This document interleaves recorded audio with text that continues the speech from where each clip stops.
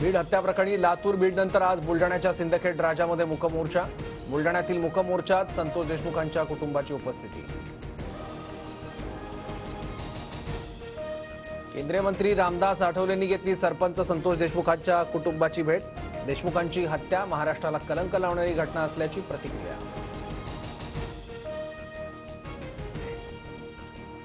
विधानसभेप्रमाणे पालिका निवडणुकीत संघ भाजपसाठी काम करणार। मतदानाचा टक्का वाढवणं, बूथ स्तरावर नियोजनासाठी मोर्चे बांधणी। महापालिका निवडणुकांसाठी शरद पवारही लागले कामाला। महापालिका निवडणुकीची चाचपणी करण्यासाठी 9 तारखेला मुंबईत महत्त्वाची बैठक। शरद पवार करणार मार्गदर्शन।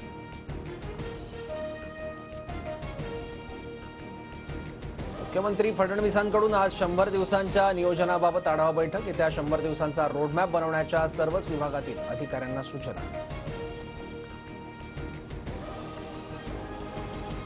केरळ म्हणजे मिनी पाकिस्तान। राहुल आणि प्रियंका गांधींना अतिरेकी मतदान करतात। नितेश राणेंच्या विधानामुळे वाद उद्भवण्याची शक्यता।